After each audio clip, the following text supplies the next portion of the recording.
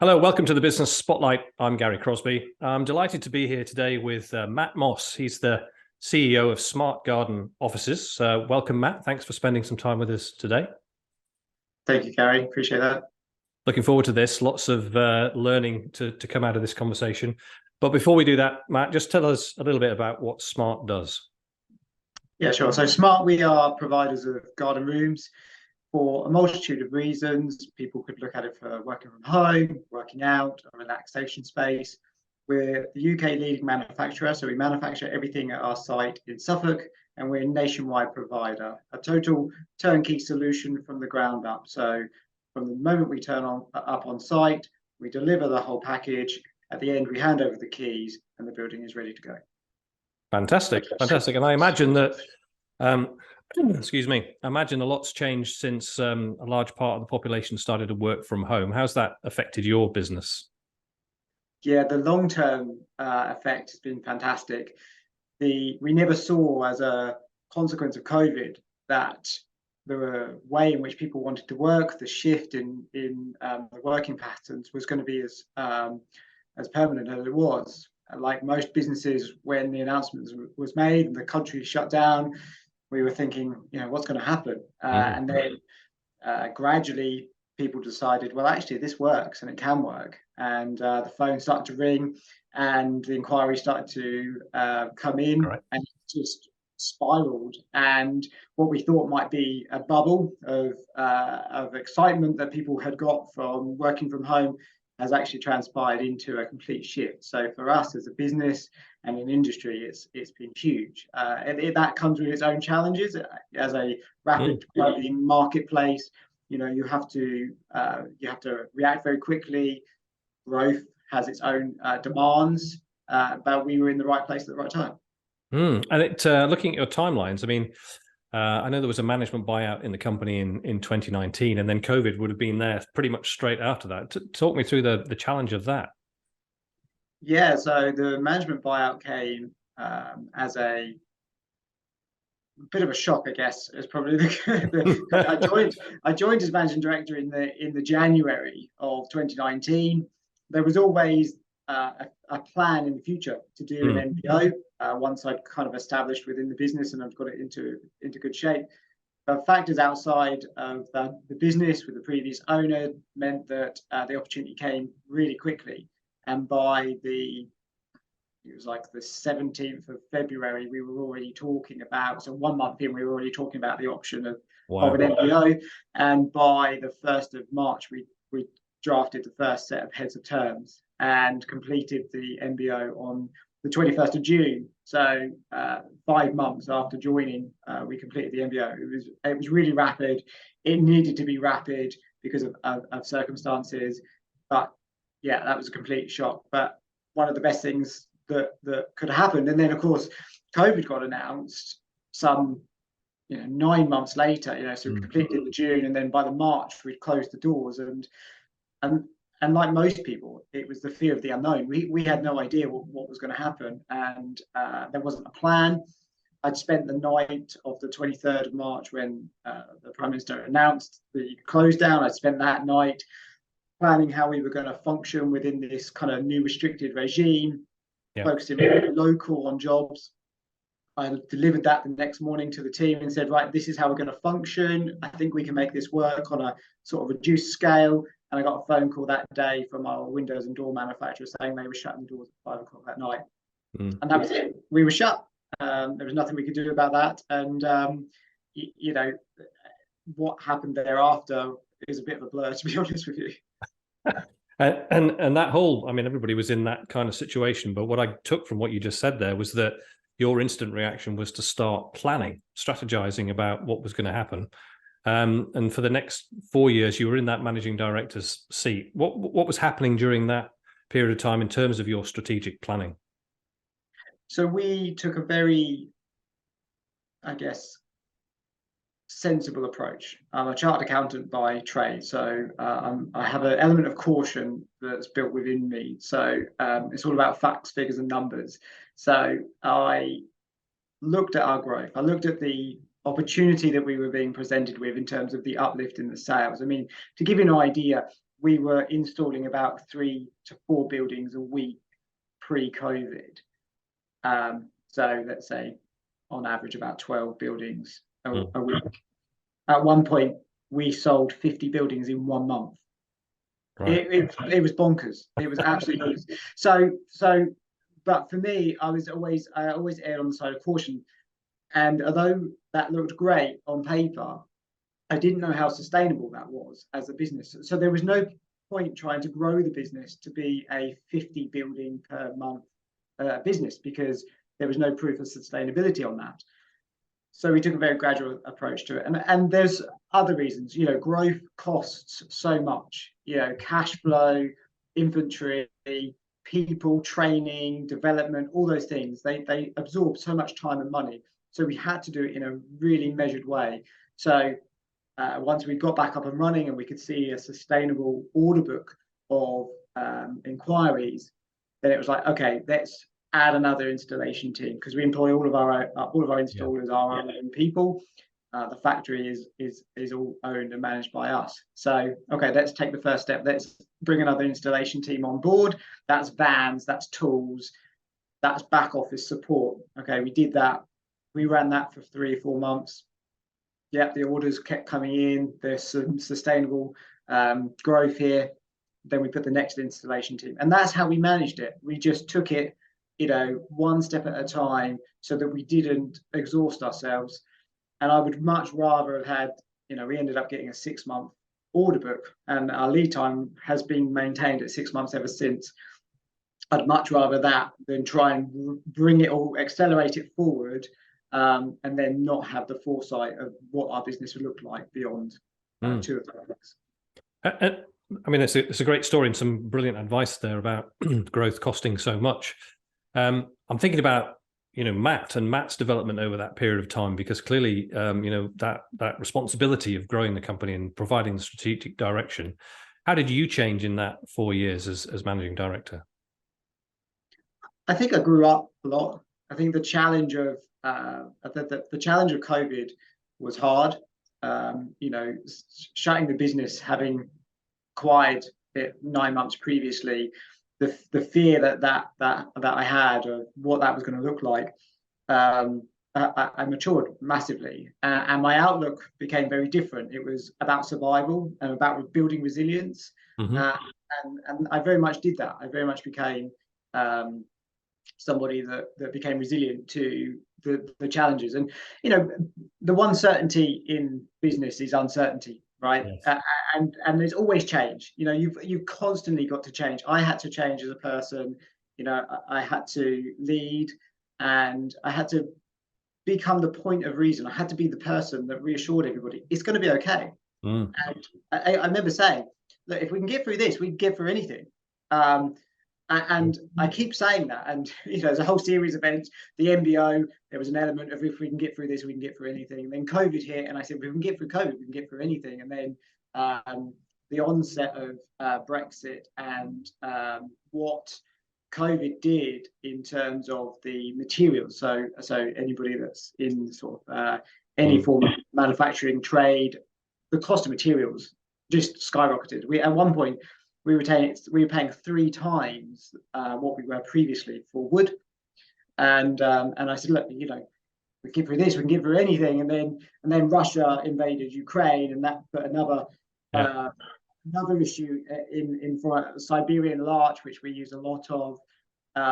It was said that there was going to be none of that coming into the country, and we had to look at alternatives for that. So.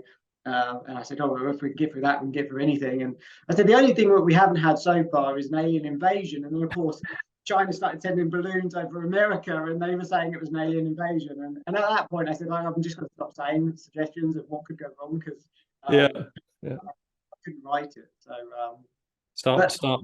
start planning for the meteorite strike. I'm sure it's we're going to smart bunkers is the next thing we're going to do. I think it was just building that resilience, being the leader that you needed to be, giving the reassurance, making sure that every day you turned up, you didn't let the situations get on top of you, you dealt with things. But I have to say, a lot of that is about the people that I have around me. the support network that I have around me, both internally and externally. And the stronger that team is, the stronger you are as an individual. So, it looks like, it's Matt Moss, MD, as it was, of Smart, but it wasn't about me. It was about the strength of all of those individuals working collectively together. And we worked ultimately to the same end goal. And having that was the strength of our survival. And there's great leadership lessons there. Having a great end goal is good. How would you describe your leadership style? I would say I'm quite relaxed. I'm a people person, and there's no dictatorship. I value everybody in the business. I don't refer to it as my business; it's our business. We are Smart as a collective. Everybody has an important role to play, and it's about inspiring people. For me, motivation and inspiration. That's if I do that. If I fulfill my role of motivating people and inspiring people, then the rest of it should take care of itself. Because if everybody else is inspired, everybody else is motivated to do what I need them to do, then the rest of it will just take care of itself. So for me, turning up every day, making sure that, they understand the direction, understand what the leadership is, and just making sure that people are, they're rewarded, they're recognized, they've got opportunities to grow. And where we can, we give them all of the benefits, rewards, and satisfaction of being a member of the Smart team. Inspiration and motivation is interesting. My coach says to me that, you can inspire other people, but they have to motivate themselves. And you've talked about the way you inspire and, set goals and take people with you on the journey. What are the key differences between Matt Moss and Elon Musk, do you think? I'm a real person, I think. I didn't inherit this business. I haven't got a fortune that I've just walked in and bought this business and claimed it to be my own. It's been a slog. It's been hard work, and we've had to go into the trenches together. At one point, I was the only employed, unfurloughed member of staff at Smart, and I was dealing with emails coming in and answering the phone. And you've got to lead by direction. If I'm happy to do something, then I'd expect somebody else to do that. And I wouldn't ask anybody to do anything that I wouldn't be happy to do. Whether I'm capable of doing it or not is a different question, because there are skilled people in the roles that they do that I couldn't do. But I would not ask somebody to do something that I wouldn't be prepared to do. But I'm in touch with the people. I try to engage with them. My door is always open. Anybody has any questions, they're always welcome to come and ask me. I'm regularly available, either on site or on phone. And I like to treat everybody, as if they're part of the business. They're not there. They're part of it, not just in it.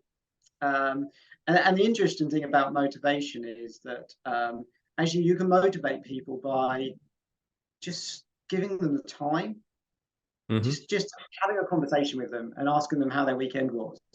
How is little Johnny doing at football club? How's your weekend, or whatever it might be. Just take the time to engage with people, and the more engaging you are, the more you get out of people.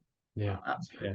That's a really good shout. That connection between you and the workforce. And of course, then we got to this year, and Matt gets elevated to the position of CEO, and he's bringing other people up behind him.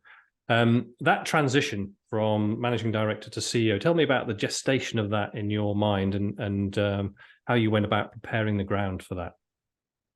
So it's been a looks like just an announcement on a day, but obviously it's not. There's a huge amount of work that goes into the foundation of that, and the key to that, as I made reference to earlier, is people.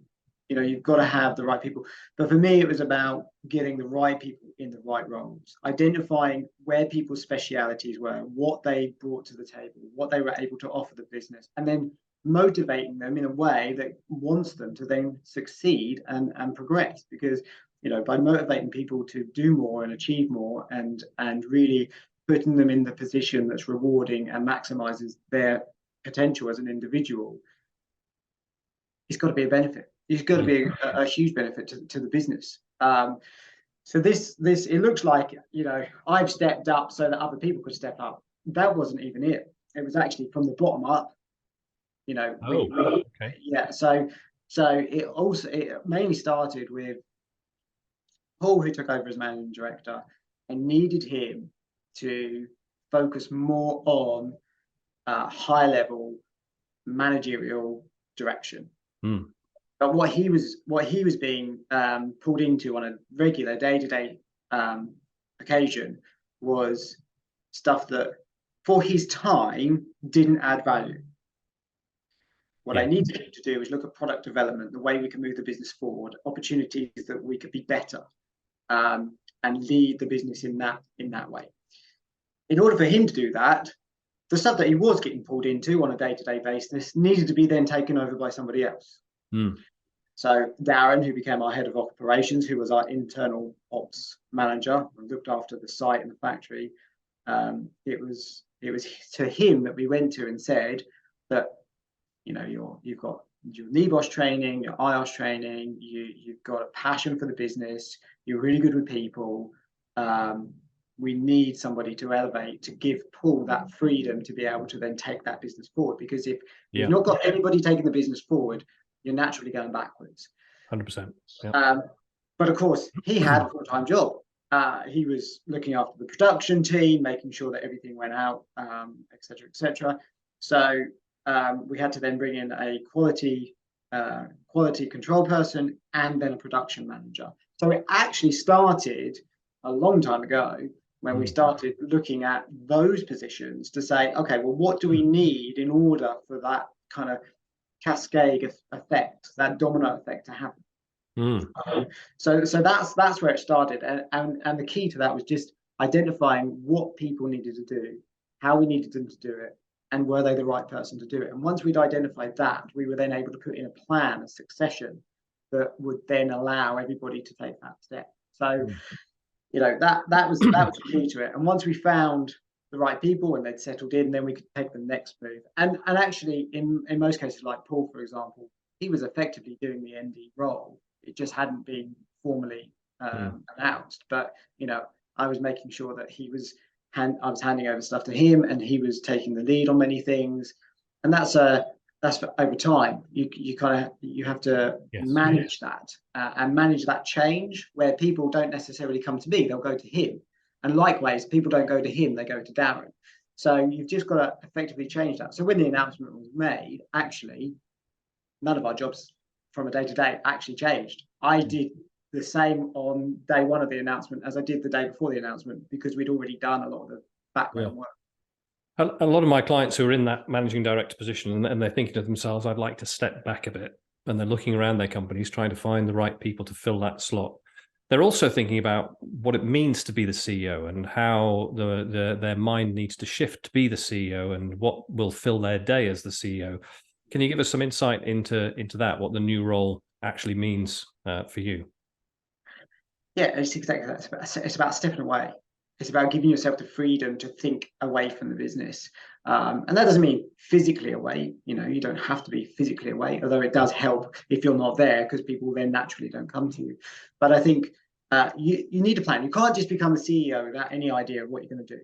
You know, that's not going to work. You know, because you won't ever step away. If you've not got anything else to go on and focus your mind on and draw your attention, you always revert back to what you used to do.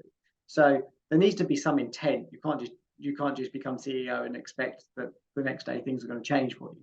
Sure. So what's the plan? What's the purpose? Why do you need to do that? Why did I need to become CEO and Paul become managing director? Well, for me, it was about strategic development of business.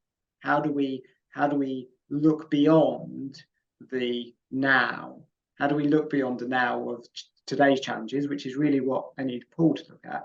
And what are the tomorrow challenges? Where are we in 5 years' time, and how do we get there? What's the journey that this business is going to go on, and how do I pursue that? How can I look to tomorrow if I'm still worried about today? So I think you've got to be comfortable, and Paul and I have worked together for a number of years, and so our relationship is strong. We think very, very similarly, the same end goal, We talk about everything, and it's still collective. But I trust him implicitly, and any decision he makes is his decision. Whether it's right or wrong, he's made the decision. If he made the wrong decision, he'll make a different decision to correct it. Yeah. But that's his to make, and I'm absolutely comfortable. And you have to be comfortable with that. You have to be able to give that person that opportunity to do what they would do, because they're going to do it differently. I'm a very calculated, considered person. I will take my time to think about something, and then I will do it. Paul's very different. He's a action man. He will get stuff done. He will make a decision, and he will live by that. And sometimes he gets it right, and sometimes he gets it wrong, but he gets stuff done. And so we are different in that way. But he's perfect in that role. He's perfect because he will get stuff done. And I'm more kind of thinking long term. So for me, I have to have the ability to step away. I have to be comfortable with the step away, and I have to trust that by stepping away, that who I leave behind I've got to be able to trust that person to do what they're going to do.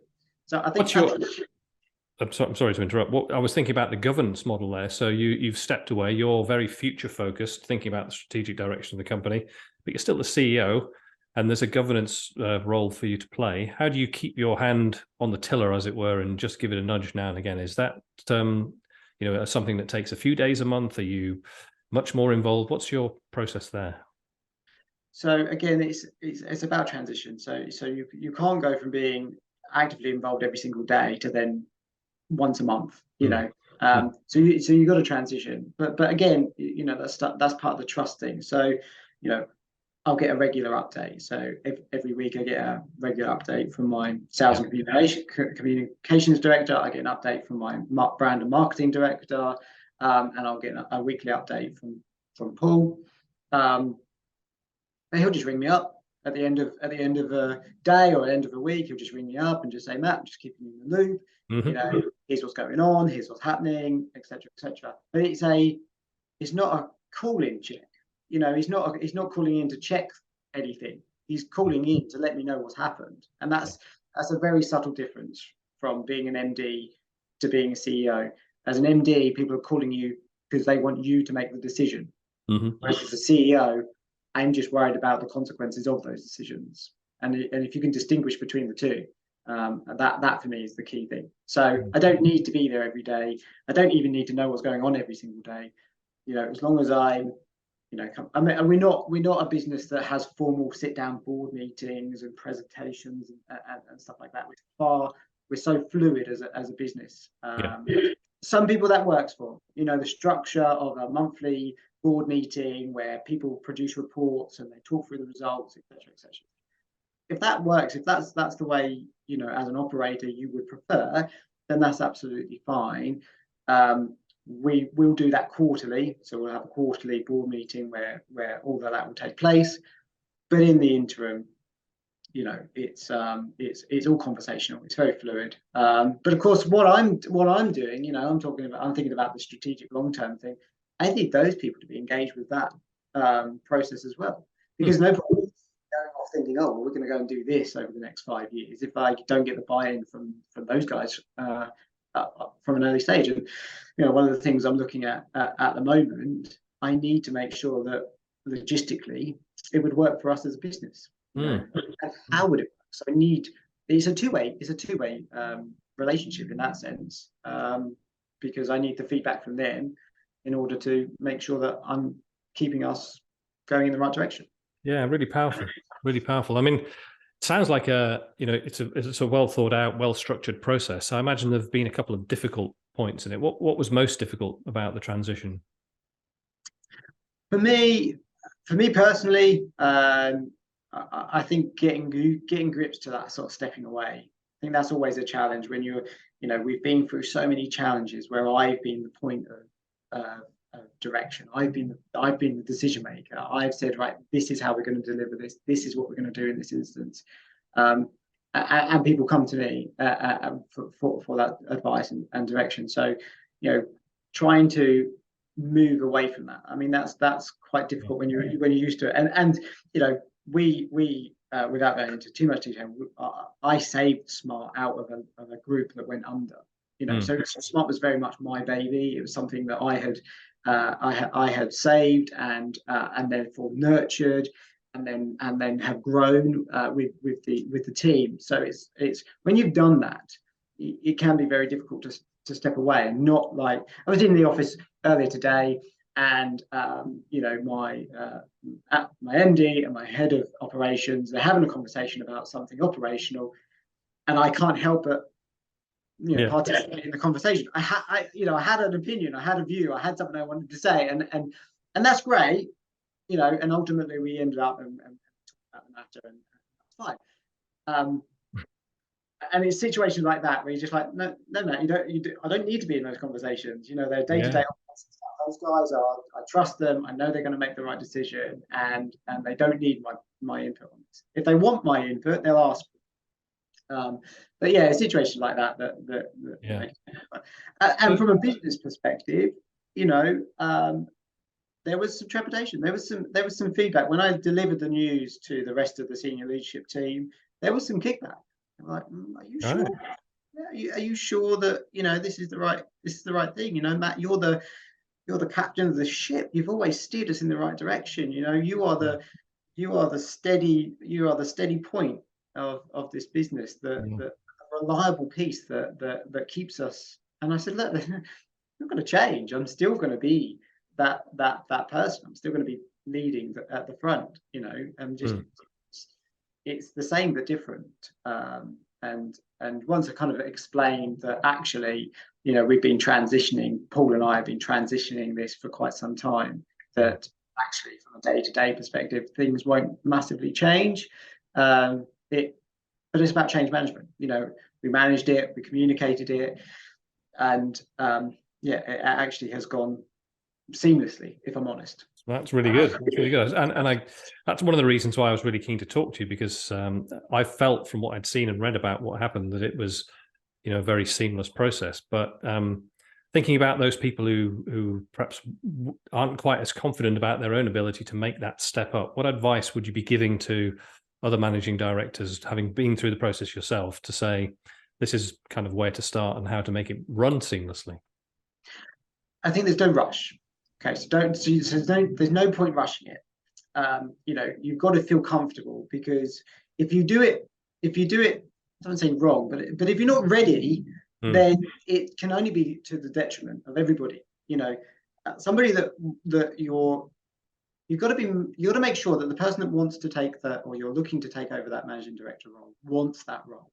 So many businesses I've seen in the past, managing director comes in, the former managing director comes chairman or CEO, whatever. 6 months later, a year later, MD leaves, and the CEO goes back to being the MD, because they weren't ready. They weren't ready, and either the person that became MD didn't really want it, but didn't know how to say no to the opportunity, or when they did get it, they weren't given the opportunity to be the MD that they were promised. Yeah, and that's a really difficult thing. And so you have to make sure that you're ready to do that. That the person that you're looking to take that position on is ready to do that. And don't make the announcement first. You know, it's like if you're gonna change accounting software, you don't switch one software off one day and then start the next one the next no. day. You transition them over, don't you? You know, you run one for a little while, and then you bring the next one in, and you make sure that you're comfortable with the new one. Or any systems, you run two parallel, and then one switches off and the other one carries on. Yeah. You know, it's the same. A computer program implementation is the same in a way, in its simplistic form. Transition, make the hard work easy. You know, and transition. That's all I would say is transition. And communication. Communication is absolutely key, because you can think it's the best idea in the world, but if everybody else in your organization goes, why did you make him MD or her MD? That is the biggest mistake ever. You're not going to get their buy-in, and that person isn't going to have their buy-in. So I think that for me is key. Don't rush it. Put in the legwork, put in the groundwork, make sure that you are, you know, confident in both the person coming in and you stepping up. Make sure there's confidence there, and that you trust that person. You've got to trust that person to be able to not do what you would do, because that's not the idea. You want them to do better than you do. I want Paul to be a better MD than I was. Yeah. I want him to take the business, make better decisions, lead things in a different way, and hopefully in a better way. And then I'm there to provide him with guidance and that support line, and make sure that, if he has a question, that I'm there to help him. So yeah, that would be my advice. That's great advice. I mean, those that don't rush is as good as any, in the sense that some people do feel like there's pressure on them to make the move. But yeah, what's the purpose? I think always go back to the question: what is the purpose? What are you trying to achieve by doing this? Like any business goal that you set yourself, what is your purpose? Why are you doing it, and how are you going to achieve it? You wouldn't launch a new product in your business without careful consideration. You would do your market research, you would do your product trialing, you would put some samples out there for people to test and give you some feedback, etc. Yeah. You wouldn't just go, boom, here's a new product, let's hope the marketplace likes it. And that's a beautiful segue into my final question for you, Matt, which is you are Smart Garden offices. What's coming up now that you're in that strategic forward focusing position? What's coming up for the company? Yeah, it's a great question, and so many exciting things. I mean, I feel like we've achieved so much. We were, the first company to launch an augmented reality garden room app back post COVID. That changed the way in which we engage with customers. So we were the first to do that. We've invested heavily in our showroom.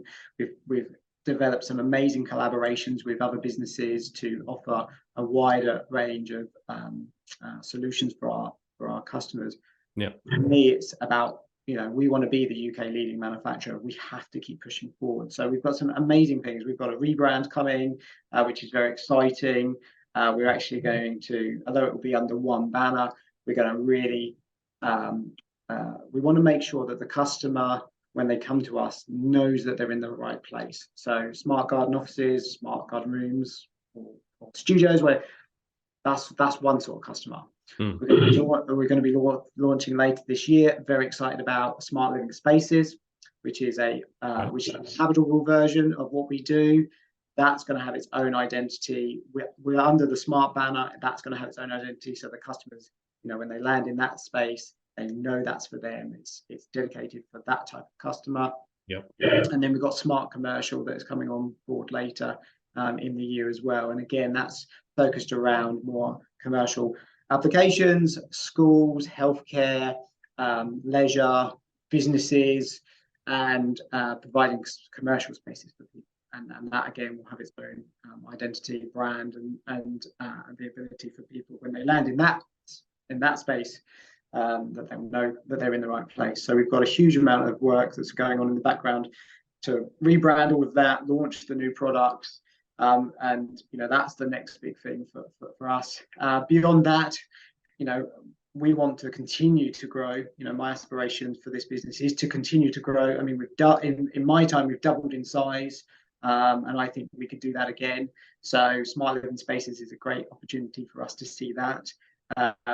But also, we manufacture everything at the moment out of our manufacturing facility in Suffolk. Mm-hmm. There are opportunities, conversations going on that could see us in other locations in the future as well. So I'm very excited about that, and that's where I then start to invest my time. So that comes back to the whole point: what's my purpose? What goals do I have as CEO? Well, it's got to be about, where do we take that business? What is the next step for this? And there's a whole host of things that I think we've got the potential to do. Now the garden room market seems to have established as the number one home improvement garden product. We've got to capture that. It is fascinating, and I love to hear stories of impending growth as much as all the lessons that have come from the business so far. And I feel like feel like we could extend this conversation for quite a long time, but we must draw it to a close, I'm afraid, Matt. Thank you so much for your insight. Thank you so much for the leadership tips, the management tips. They're all going to be important for the business owners who are watching this when it goes live. I really appreciate you spending some time with me today. No, I appreciate it, Gary. Thank you for giving me the opportunity to share my story. And yeah, I'm always happy to share. And if there's anybody that wants to know any more, then feel free. I'm happy to help. Fantastic. Thank you. All right, thank you.